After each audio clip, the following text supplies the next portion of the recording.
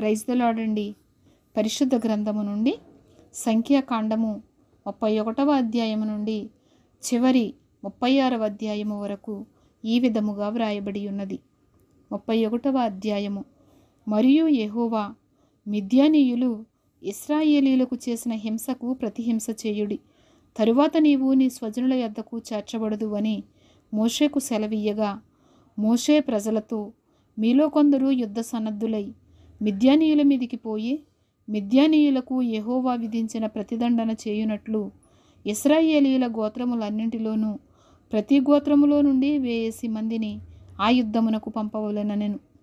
అట్లు గోత్రం ఒక్కింటికి 1000 మంది చొప్పున ఇశ్రాయేలీయుల సేనలలో నుండి 12,000 యుద్ధవీరులు ఏర్పరచబడగా, మోషే వారిని అనగా ప్రతి గోత్రము నుండి 1000 మందిని యాజకుడగు ఎలియాజరు కుమారుడైన ఫినెహాసును పంపెను. అతని చేతిలోని పరిశుద్ధమైన ఉపకరణములను ఊదుటకు బోరలను యుద్ధమునకు పంపెను.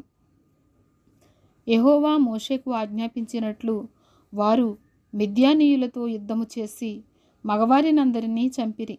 చంపబడిన ఇతరులుగాక మిద్యాను రాజులను అనగా మిద్యాను 5 రాజులైన ఏవీని, రెకెమును, సూరును, హోరును, రేబను చంపిరి. బేయోరు కుమారుడైన బిలామును ఖడ్గముతో చంపిరి. అప్పుడు ఇశ్రాయేలీయులు మిద్యాను స్త్రీలను వారి చిన్నపిల్లలను చెరపట్టుకొని వారి సమస్త పశువులను వారి గొర్రె మేకలన్నిటినీ వారికి కలిగినది యావత్తును దోచుకొనిరి. మరియు వారి నివాస పట్టణములన్నిటినీ వారి కోటలన్నిటినీ అగ్నిచేత కాల్చివేసిరి. వారు మనుషులనేమి పశువులనేమి సమస్తమైన కొలసొమ్మును మిద్యానీయుల ఆస్తిని యావత్తును తీసుకొనిరి. తరువాత వారు మోయాబు మైదానములలో యెరికో యొద్దనున్న యొర్దాను దగ్గర దిగియున్న దండులో మోషే యొద్దకును యాజకుడైన ఎలియాజరు నొద్దకును ఇశ్రాయేలీయుల సమాజము నొద్దకును చెరపట్టబడిన వారిని అపహరణములను ఆ కొల్ల సొమ్మును తీసుకొని రాగా, మోషేయు యాజకుడైన ఎలియాజరును సమాజ ప్రధానులందరూ వారిని ఎదుర్కొనుటకు పాళెములో నుండి వెలుపలికి వెళ్ళిరి. అప్పుడు మోషే యుద్ధసేనలో నుండి వచ్చిన సహస్రాధిపతులను శతాధిపతులునగు సేనా నాయకుల మీద కోపపడెను. మోషే వారితో, మీరు ఆడువారినందరినీ బ్రతుకనిచ్చితిరా? ఇదిగో, బిలాము మాటను బట్టి పేయోరు విషయములో ఇశ్రాయేలీయుల చేత యెహోవా మీద తిరుగుబాటు చేయించిన వారు వీరు కారా? అందుచేత యెహోవా సమాజములో తెగులు పుట్టియుండెను కదా. కాబట్టి మీరు పిల్లలలో ప్రతి మగవానిని, పురుష సంయోగము ఎరిగిన ప్రతి స్త్రీని చంపుడి. పురుష సంయోగము ఎరుగని ప్రతి ఆడుపిల్లను మీ నిమిత్తము బ్రతుకనీయుడి. మీరు 7 దినములు పాళెము వెలుపల ఉండవలెను. మీలో నరుని చంపిన ప్రతి వాడును, చంపబడిన నరుని ముట్టిన ప్రతి వాడును, మీరును మీరు చెరపట్టిన వారును 3వ దినమున 7వ దినమున మిమ్మును మీరే పవిత్రపరచుకొనవలెను. మీరు బట్టలన్నిటినీ, చర్మ వస్తువులన్నిటినీ, మేక వెంట్రుకల వస్తువులన్నిటినీ, కొయ్య వస్తువులన్నిటినీ పవిత్రపరచవలెననెను. అప్పుడు యాజకుడగు ఎలియాజరు యుద్ధమునకు పోయిన సైనికులతో, యెహోవా మోషేకు ఆజ్ఞాపించిన విధి ఏదనగా, మీరు బంగారును, వెండిని, ఇత్తడిని, ఇనుమును, తగరమును, సీసమును అనగా అగ్నిచేత చెడని సమస్త వస్తువులను మాత్రము అగ్నిలో వేసి తీయవలెను. అప్పుడు అవి పవిత్రమగును. అయితే పాపపరిహార జలము చేతను వాటిని పవిత్రపరచవలెను. అగ్నిచేత చెడునట్టి ప్రతి వస్తువును నీళ్లలో వేసి తీయవలెను. 7వ దినమున మీరు మీ బట్టలు ఉతుకుకొని పవిత్రులైన తరువాత పాళెములోనికి రావచ్చుననెను. మరియు యెహోవా మోషేకు ఎలాగు సెలవిచ్చెను, నీవును యాజకుడైన ఎలియాజరును సమాజం యొక్క పితరుల కుటుంబములలో ప్రధానులను, మనుషులలోనేమి పశువులలోనేమి చెరపట్టబడిన దోపుడు సొమ్ము మొత్తమును లెక్కించి 2 భాగములుగా చేసి యుద్ధమునకు పూనుకొని సేనగా బయలుదేరిన వారికి సగమును, సర్వ సమాజమునకు సగమును పంచిపెట్టవలెను. మరియు సేనగా బయలుదేరిన యోధుల మీద యెహోవాకు పన్ను కట్టి ఆ మనుషులలోను, పశువులలోను, గాడిదలలోను, గొర్రె మేకలలోను 500కు 1 చొప్పున వారి సగములో నుండి తీసుకొని యెహోవాకు ప్రతిష్టార్పణముగా యాజకుడైన ఎలియాజరుకు ఇయ్యవలెను. మనుషులలోను, పశువులలోను, గాడిదలలోను, గొర్రె మేకలలోను, సమస్త విధముల జంతువులలోను 50 1 చొప్పున ఇశ్రాయేలీయులు సగములో నుండి తీసుకుని యెహోవా మందిరమును కాపాడు లేవీయులకు ఇయ్యవలెను. యెహోవా మోషేకు ఆజ్ఞాపించినట్లు మోషేయు యాజకుడైన ఎలియాజరును చేసిరి. ఆ దోపుడు సొమ్ము అనగా ఆ సైనికులు కొల్లబెట్టిన సొమ్ములో మిగిలినది 6,75,000 గొర్రె మేకలను, 72,000 పశువులను, 61,000 గాడిదలను, 32,000 పురుష సంయోగమెరుగని స్త్రీలను, అందులో అరవంతు అనగా సైన్యముగా పోయిన వారి వంతు. గొర్రె మేకల లెక్క ఎంతనగా 3,32,500. ఆ గొర్రె మేకలలో యెహోవాకు చెల్లవలసిన పన్ను 675. ఆ పశువులు 36,000, వాటిలో యెహోవా పన్ను 72. ఆ గాడిదలు 30,500, వాటిలో యెహోవా పన్ను 61. మనుషులు 16,000 మంది, వారిలో యెహోవా పన్ను 30 ఎత్తరు. యెహోవా మోషేకు ఆజ్ఞాపించినట్లు మోషే పన్నును అనగా యెహోవాకు చెల్లవలసిన ప్రతిష్టార్పణమును యాజకుడైన ఎలియాజరునికిచ్చెను. సైనికుల యొద్ద మోషే తీసుకుని ఇశ్రాయేలీయులకిచ్చిన సకము నుండి లేవీయులకిచ్చెను. 3,37,500 గొర్రె మేకలను, 36,000 గోవులను, 30,500 గాడిదలను, 16,000 మంది మనుషులను సమాజమునకు కలిగిన సగమై ఉండగా, మోషే ఇశ్రాయేలీయులకు వచ్చిన ఆ సగము నుండి మనుషులలోనూ జంతువులలోనూ 50 ఒకటి చొప్పున తీసి యెహోవా మోషేకు ఆజ్ఞాపించినట్లు యెహోవా మందిరమును కాపాడు లేవీయులకిచ్చెను. అప్పుడు సేనా సహస్రముల నియామకులు అనగా సహస్రాధిపతులను శతాధిపతులను మోషే యొద్దకు వచ్చి, నీ సేవకులమైన మేము మా చేతి క్రిందనున్న యోధులను లెక్కించి మొత్తము చేసితిమి. మాలో ఒక్కడైనను మొత్తమునకు తక్కువ కాలేదు. కాబట్టి యెహోవా సన్నిధిని మా నిమిత్తము ప్రాయశ్చిత్తము కలుగునట్లు మేము మాలో ప్రతి మనుషునికి దొరికిన బంగారు నగలను, గొలుసులను, కడియములను, ఉంగరములను, పోగులను, పతకములను యెహోవాకు అర్పణముగా తెచ్చి ఉన్నామని చెప్పగా, మోషేయు యాజకుడైన ఎలియాజరు నగలుగా చేయబడిన ఆ బంగారును వారి యొద్ద తీసుకొనిరి. సహస్రాధిపతులను శతాధిపతులను ప్రతిష్టార్పణముగా యెహోవాకు అర్పించిన బంగారమంతయు 16,750 తులములు. ఆ సైనికులలో ప్రతివాడును తన మట్టుకు తాను కొల్ల సొమ్ము తెచ్చుకొని ఉండెను. అప్పుడు మోషేయు యాజకుడైన ఎలియాజరును సహస్రాధిపతుల యొద్ద నుండి శతాధిపతుల యొద్ద నుండి ఆ బంగారును తీసుకొని యెహోవా సన్నిధిని ఇశ్రాయేలీయులకు జ్ఞాపకార్థముగా ప్రత్యక్షపు గుడారమున ఉంచిరి. 32వ అధ్యాయము.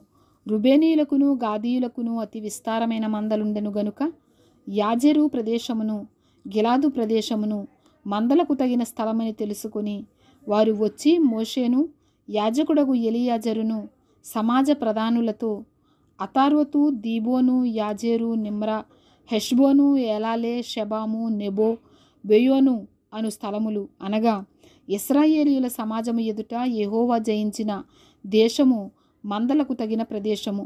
నీ సేవకులమైన మాకు మందలు కలవు. కాబట్టి మా ఎడల నీకు కటాక్షము కలిగిన ఎడల మమ్మును యొర్దాను అద్దరికి దాటింపక నీ దాసులమైన మాకు ఈ దేశమును స్వాస్థ్యముగా ఇమ్మనగా, మోషే గాదీయులతోనూ రుబేనీయులతోనూ, మీ సహోదరులు యుద్ధమునకు పోవుచుండగా మీరు ఇక్కడ కూర్చుండవచ్చునా? యెహోవా ఇశ్రాయేలీయులకు ఇచ్చిన దేశమునకు వారు వెళ్ళకయుండినట్లు మీరేలా వారి హృదయములను అధైర్యపరుచుదురు? ఆ దేశమును చూచుటకు కాదేషు బర్నేయలో నుండి మీ తండ్రులను నేను పంపినప్పుడు వారును అలాగు చేసిరి గదా. వారు ఎష్కోలు లోయలోనికి వెళ్ళి ఆ దేశమును చూచి ఇశ్రాయేలీయుల హృదయమును అధైర్యపరిచిరి గనుక యెహోవా తమకిచ్చిన దేశమునకు వారు వెళ్ళకపోయిరి.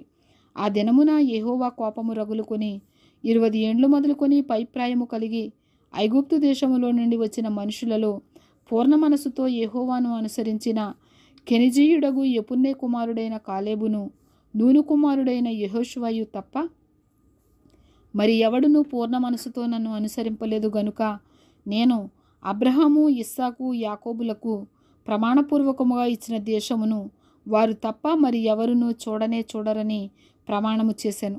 అప్పుడు యెహోవా కోపము ఇశ్రాయేలీయుల మీద రగులు కొనగా యెహోవా దృష్టికి చెడు నడత నడిచిన ఆ తరము వారందరూ నశించు వరకు అరణ్యములో 40 ఏండ్లు ఆయన వారిని తిరుగులాడజేశాను.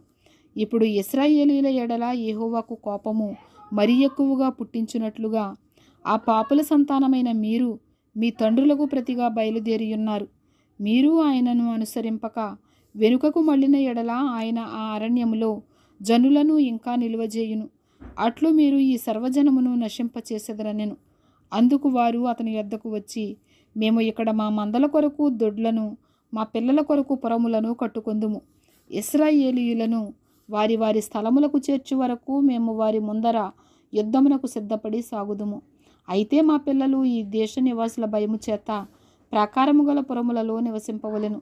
ఇశ్రాయేలీయులలో ప్రతి వాడును తన తన స్వాస్థ్యమును పొందు వరకు మా ఇండ్లకు తిరిగి రాము. తూర్పు దిక్కున యోర్దాను యువతల మాకు స్వాస్థ్యము దొరికెను గనుక యోర్దాను అవతల దూరముగా వారితో స్వాస్థ్యము పొందమనిరి. అప్పుడు మోషే వారితో, మీరు మీ మాట మీద నిలిచి యెహోవా సన్నిధిని యుద్ధమునకు సిద్ధపడి యెహోవా తన ఎదుట నుండి తన శత్రువులను వెళ్ళగొట్టు వరకు యెహోవా సన్నిధిని మీరందరూ యుద్ధ సన్నద్ధులై యోర్దాను అవతలకి వెళ్ళిన ఎడల ఆ దేశము యెహోవా సన్నిధిని జయింపబడిన తరువాత మీరు తిరిగి వచ్చి యెహోవా దృష్టికిని ఇశ్రాయేలీయుల దృష్టికిని నిర్దోషులై యుందురు. అప్పుడు ఈ దేశము యెహోవా సన్నిధిని మీకు స్వాస్థ్యమగును. మీరు అట్లు చేయని ఎడల యెహోవా దృష్టికి పాపము చేసిన వారగుదురు గనుక మీ పాపము మిమ్మును పట్టుకొనును అని తెలుసుకొనుడి. మీరు మీ పిల్లల కొరకు పురములను, మీ మందల కొరకు దొడ్లను కట్టుకుని మీ నోట నుండి వచ్చిన మాట చొప్పున చేయుడనెను.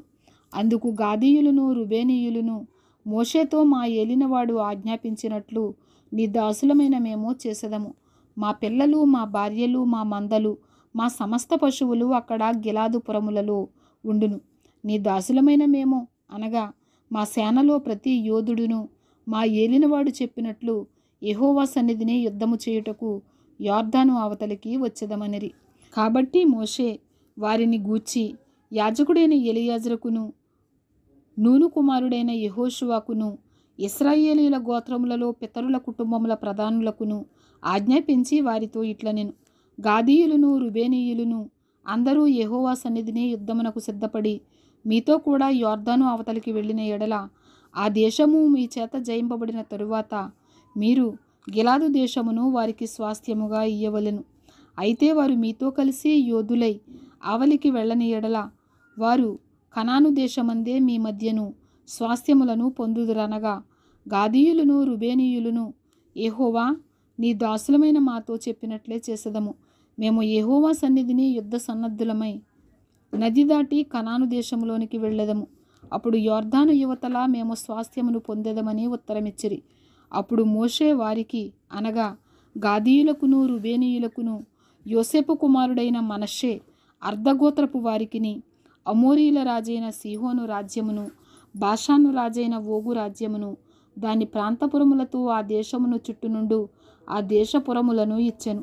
గాదీయులు దీబోను, అతారోతు, అరోయేరు, అత్రోతు, షోపాను, యాజెరు, యొగ్బెహ, బేత్నిమ్రా, బెత్ఫెరాను అను ప్రాకారము గల పురముల మందల దొడ్లను కట్టుకొనిరి.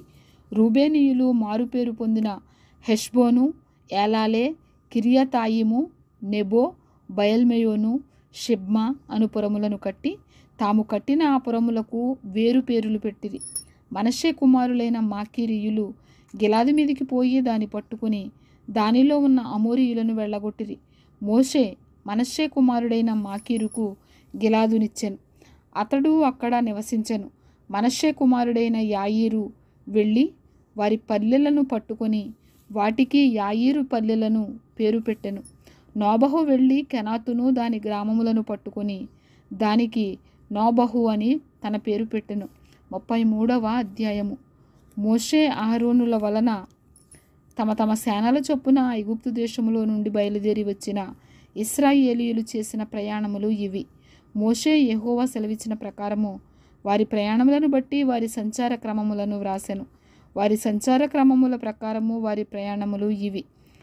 మొదటి నెల 15వ దినమున వారు రామసేసులో నుండి ప్రయాణమై పస్కా పండుగకు మరునాడు వారి మధ్యను యెహోవా హతము చేసిన తొలిచూలనందరినీ ఐగుప్తీయులు పాతిపెట్టుచుండగా ఇశ్రాయేలీయులు ఐగుప్తీయులందరి కన్నుల ఎదుట జయోత్సాహముతో బయలుదేరి వచ్చిరి. అప్పుడు ఐగుప్తీయుల దేవతలకు యెహోవా తీర్పు తీర్చెను. ఇశ్రాయేలీయులు రామసేసులో నుండి బయలుదేరి సుక్కోతులో దిగిరి. సుక్కోతులో నుండి వారు బయలుదేరి అరణ్యపు కడనున్న యాతాములో దిగిరి. యాతాములో నుండి బయలుదేరి బయల్సెబోను ఎదుటనున్న పేహ హిరోతు తట్టు తిరిగి మిగ్దోలు ఎదుట దిగిరి. పేహ హిరోతులో నుండి బయలుదేరి సముద్రము మధ్య నుండి అరణ్యములోనికి చేరి యాతాము అరణ్యమందు 3 దినముల ప్రయాణము చేసి మారాలో దిగిరి. మారాలో నుండి బయలుదేరి ఎలీముకు వచ్చిరి. ఎలీములో 12 నీటి బుగ్గలను 70 ఈత చెట్లును ఉండెను. అక్కడ దిగిరి. ఎలీములో నుండి వారు బయలుదేరి ఎర్ర సముద్రమునొద్ద దిగిరి. ఎర్ర సముద్రమునొద్ద నుండి బయలుదేరి సీను అరణ్యమందు దిగిరి. సీను అరణ్యములో నుండి బయలుదేరి దోపకాలో దిగిరి. దోపకాలో నుండి బయలుదేరి అలూషులో దిగిరి. అలూషులో నుండి బయలుదేరి రెఫీదీములో దిగిరి. అక్కడ జనులు త్రాగుటకై నీళ్లు లేకపోయాను. రెఫీదీములో నుండి బయలుదేరి సేనాయి అరణ్యమందు దిగిరి. సేనాయి అరణ్యము నుండి బయలుదేరి కిబ్రోతు హత్తావాలో దిగిరి.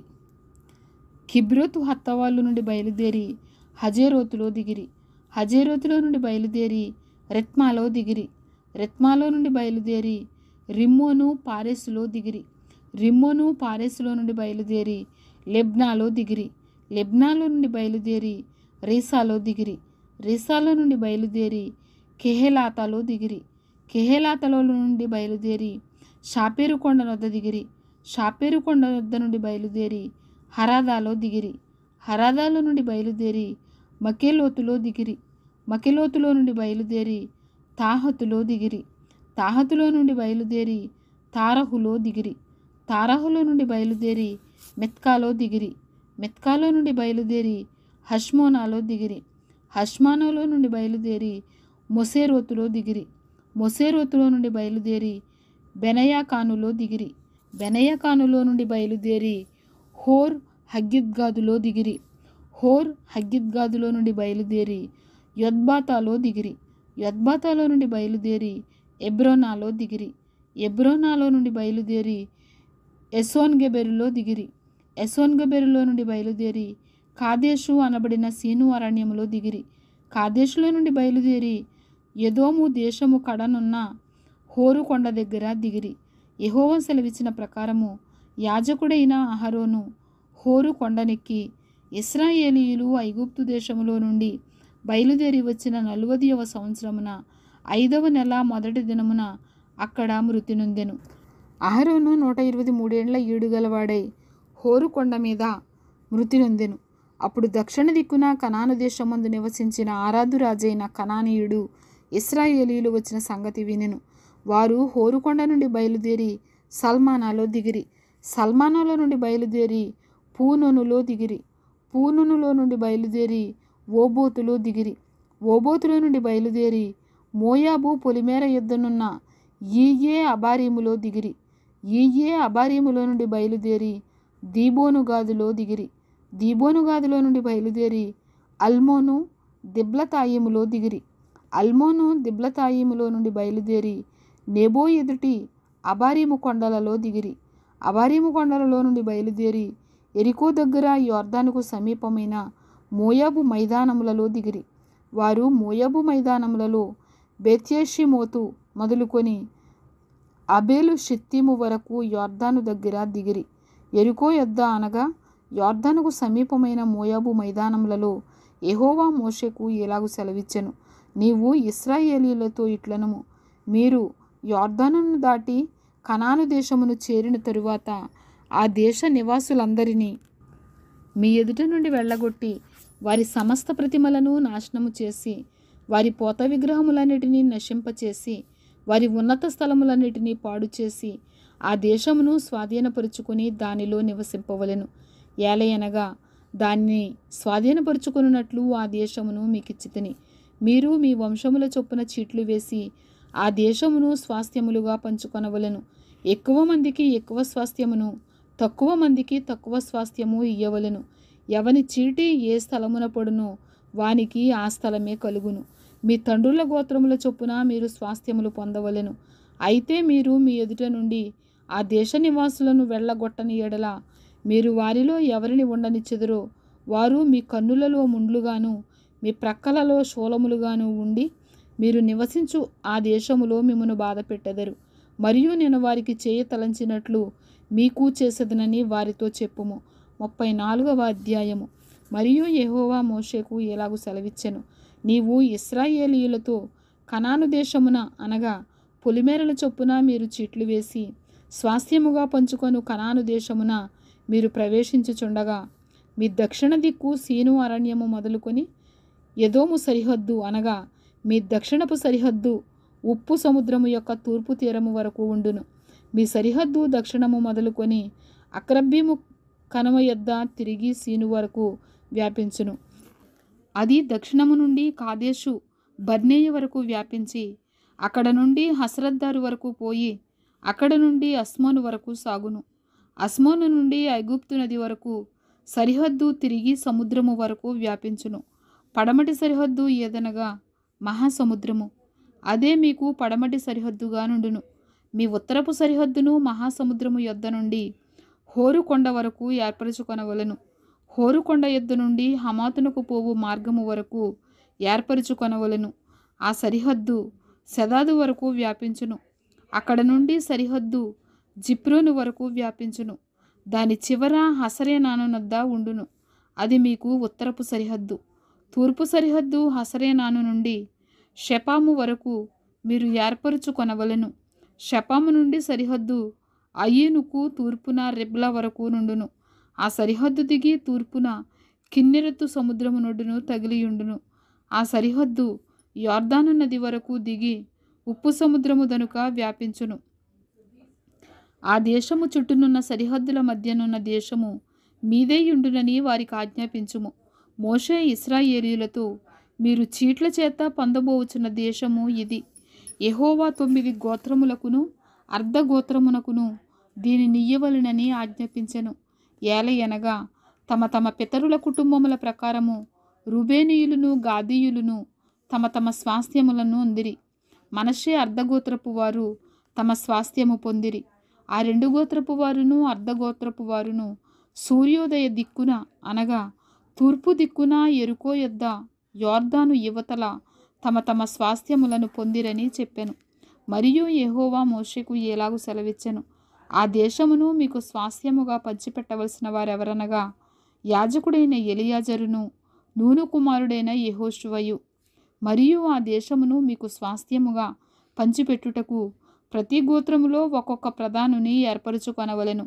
వారెవరనగా యోదావారి గోత్రములో యెఫున్నె కుమారుడైన కాలేబు, షిమ్యోనీయుల గోత్రములో అమీహుదు కుమారుడైన షెమూయేలు, బెన్యామీనీయుల గోత్రములో కిస్లోను కుమారుడైన ఎలీదాదు, దానియుల గోత్రములో యొగ్లీ కుమారుడైన బుక్కీ ప్రధాని.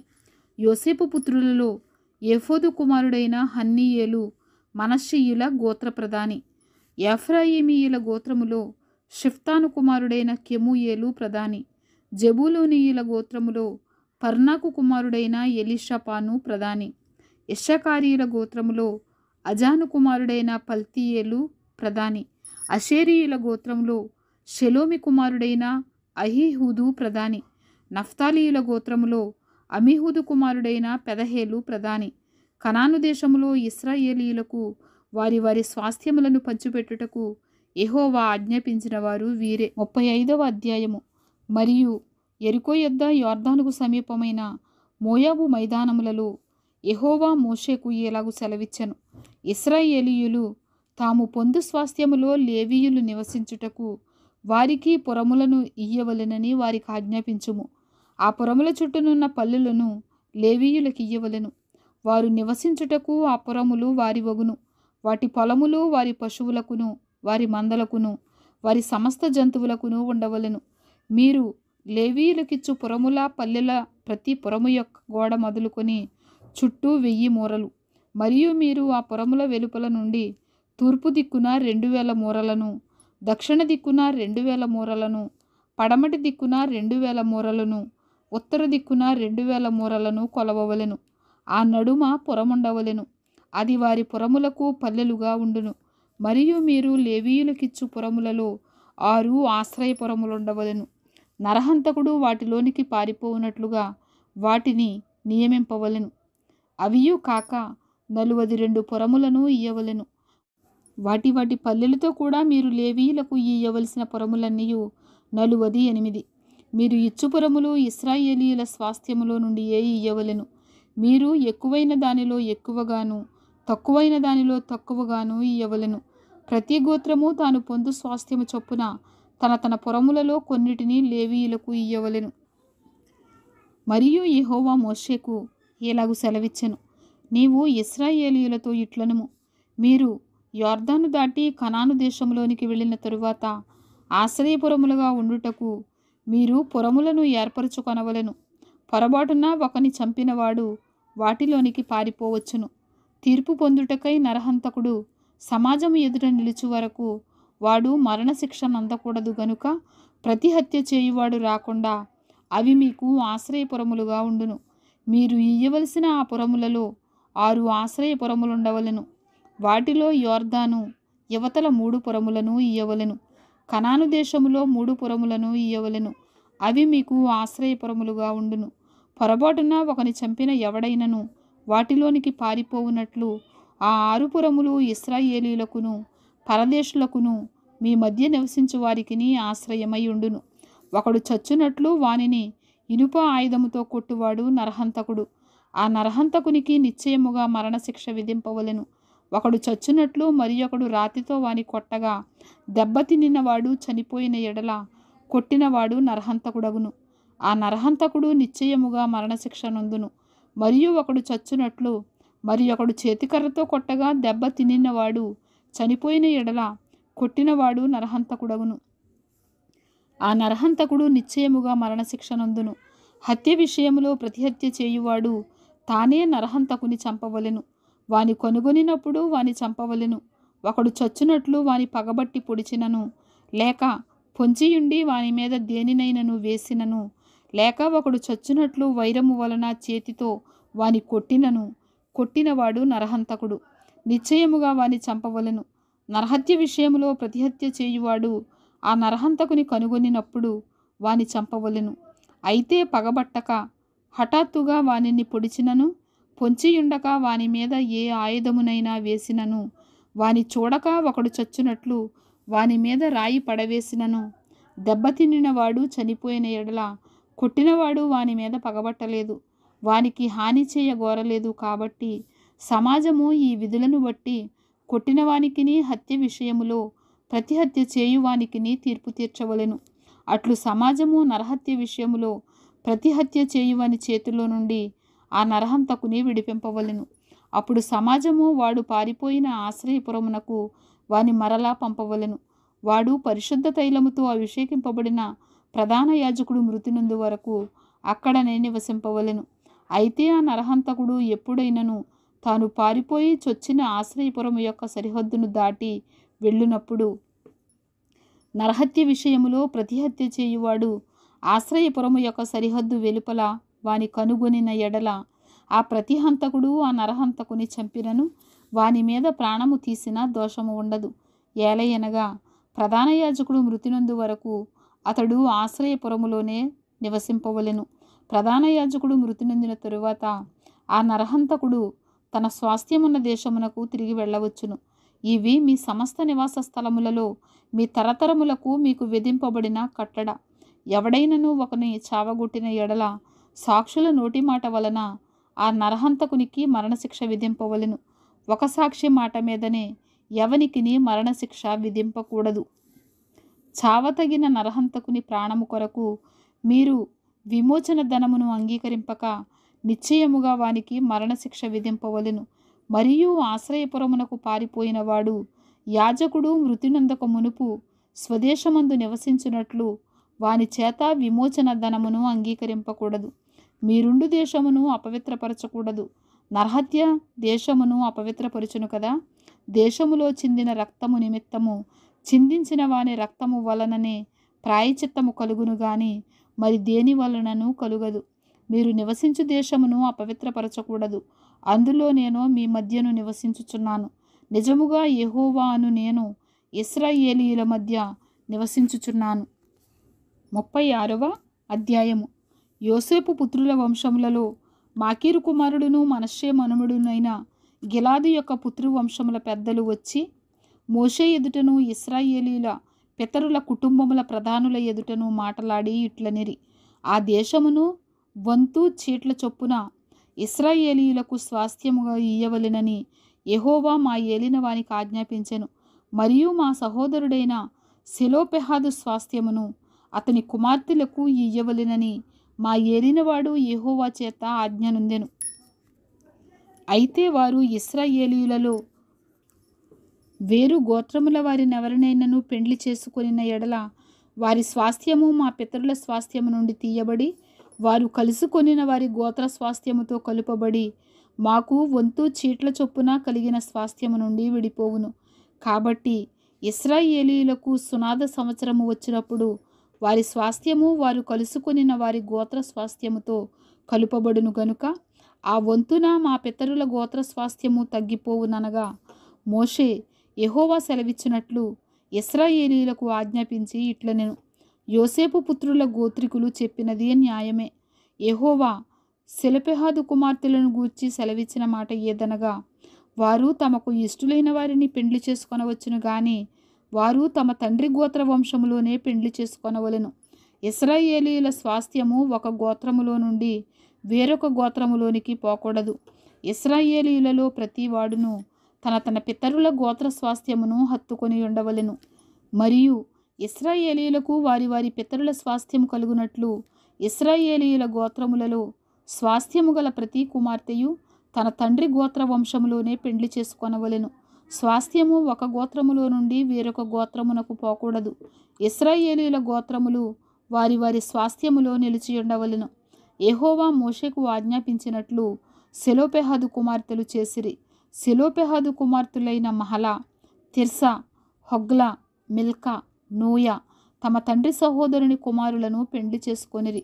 వారు యోసేపు కుమారులైన మనష్షీయులను పెండ్లి చేసుకొనిరి గనుక వారి స్వాస్థ్యము వారి తండ్రి గోత్ర వంశంలోనే నిలిచెను.